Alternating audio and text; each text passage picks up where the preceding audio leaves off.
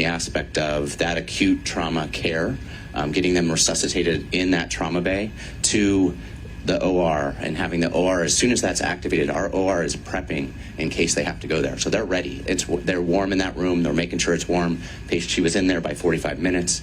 That she was ready. Then to the recovery. We have our pediatric ICU. We have our child life. We have our neuropsychologist. We have our kind of every specialist that possibly is needed. We're going to have our physical therapists and mostly occupational therapists in this case really work on her long term.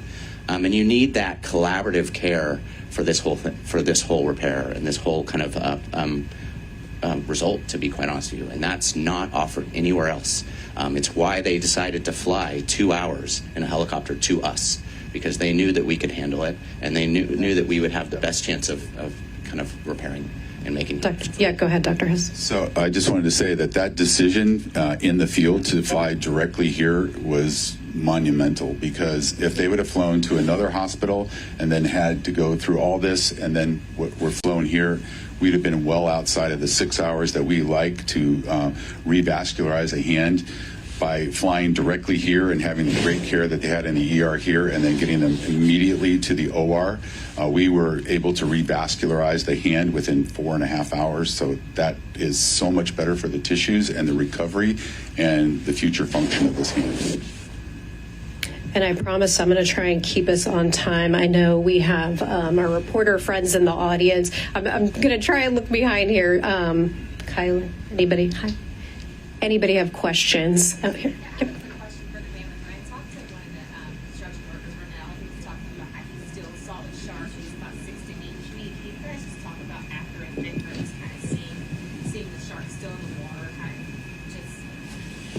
I didn't see anything. So when that happened, and you kind of glance around, I didn't see nothing at all, and that scared me more.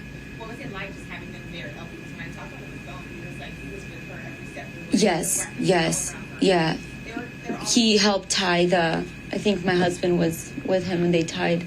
What did he have? He had like a strap. I think a work strap. One of the men was trying to take off a shirt because we didn't have anything. I was like, can somebody take off their shirt or something so we can stop bleeding somehow? And so one of them did start taking off a shirt, but then another man had that strap that they tied. So we're very, very thankful to them for being there, at that moment to help us. And doctors, how important is that when someone gets bit by a shark? What should they do in the meantime to get to where you guys are?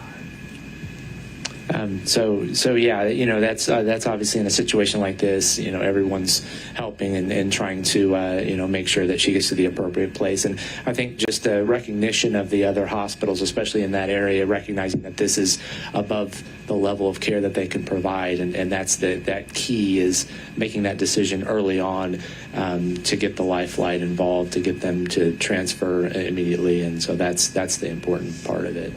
Yeah, the only other thing I would add to that is that the tourniquet, obviously, how just critical that is. Putting something above that, whether it's a belt, anything you have, strap it above it.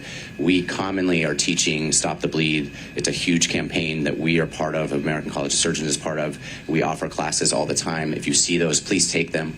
It's really critical out in the field to kind of help us through those moments. We can't do anything if we lose that time in the field. And so you have the ability to really save a life. And so put something on there, try to stop that bleed as you can, put something above, especially in extremities, put some sort of kind of device to kind of just tighten it down. It's going to hurt, but it's going to stop that bleed. If there's something in somewhere else, put direct pressure, take your shirt off, put your shirt on their belly. If there's a bleeding there, put it directly on there, hold pressure and don't let go. And we will, if you can get it to us, hopefully we can do the rest. Kylie, go ahead. You are a champ. I think we all think you're a huge champ in this room. How were you so brave during all of that? I don't know.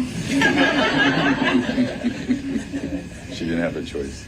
I don't know. For those of us on this side of the room, that's the beauty of pediatrics. Yes. The beauty, and that's why we love being here at Moomin Children's Hospital, is because these kids are resilient.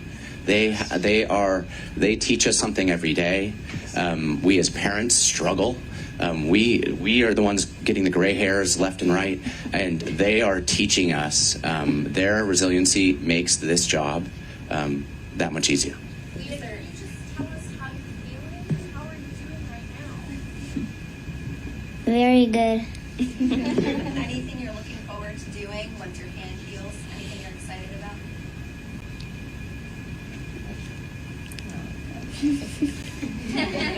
Playing with all my siblings. Yeah, she misses. Doctors, it's obviously going to be a long road to recovery. Can you talk a little bit more about how that therapy is, how long the therapy is really going to have to drag out, and if there are any long-lasting impacts from reattaching Leah's hands? Sure. Really good. So, yes, I mean, what's been said about pediatrics is great. I mean, the pediatric patient has a much better chance of recovering because they're young. She has an open growth plate. She's still growing. Her tissues are so much better than adults. And so her recovery we expect to be better, especially with nerve function. You know, when the entire wrist is severed like this, so you have to repair, you know, vessels is the first thing, getting the blood back to the hand, which we did in a timely fashion, which was great. But also we repair the nerves, and those just don't click on. It's just like turning a light switch. They have to grow back, okay?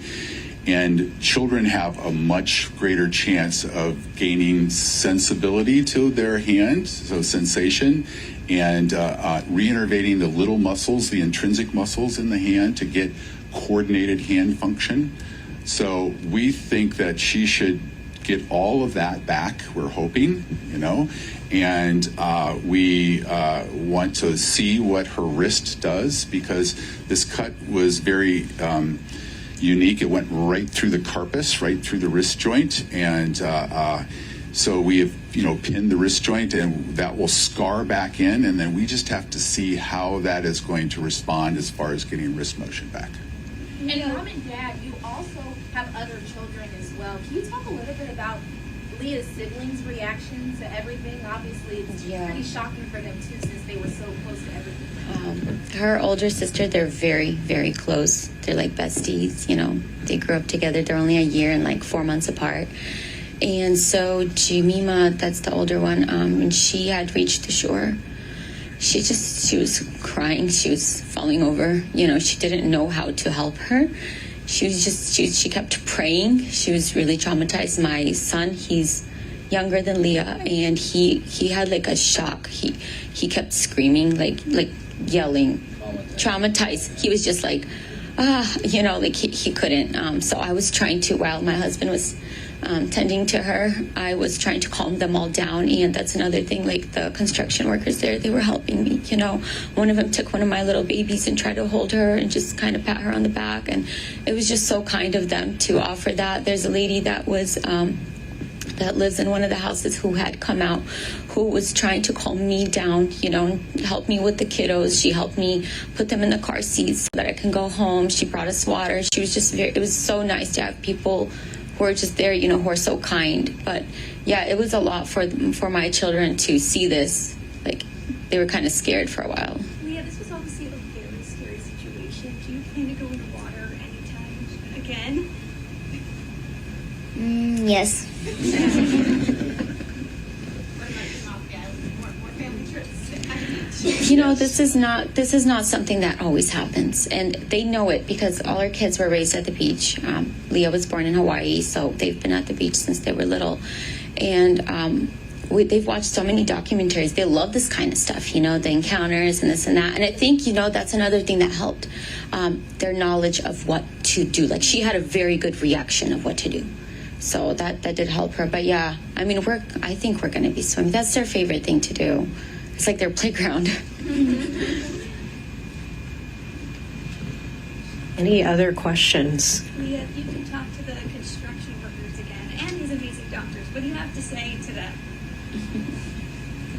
Thank you.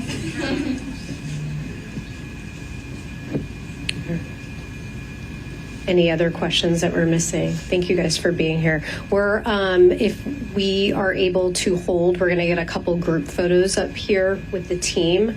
And then we do ask everybody for a little bit of privacy as the family heads out. But I think we kept it on time, guys. So we'll get everybody to their appointments.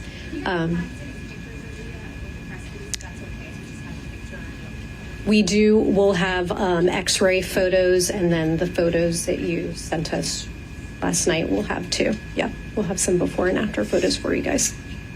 All right, Mr. Alex is going to change his lens. Do you guys want to go ahead and stand up? We can move Leah up a little bit further here.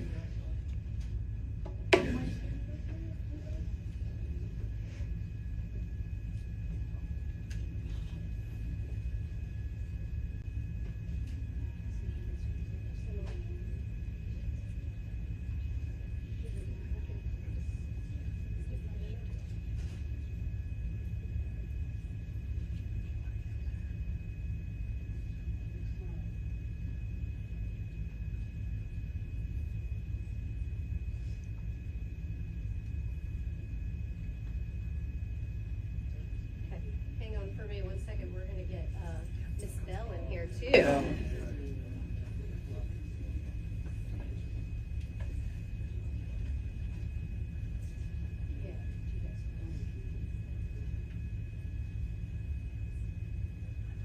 Can you want?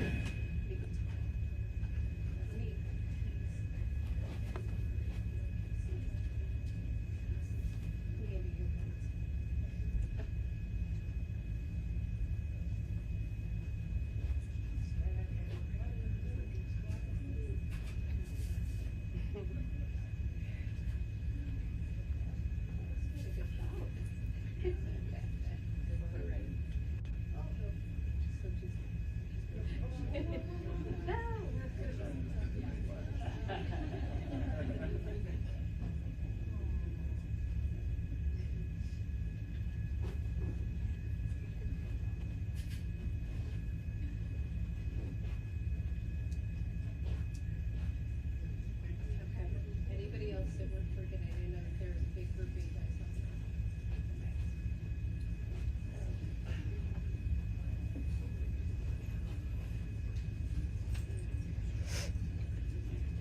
on there.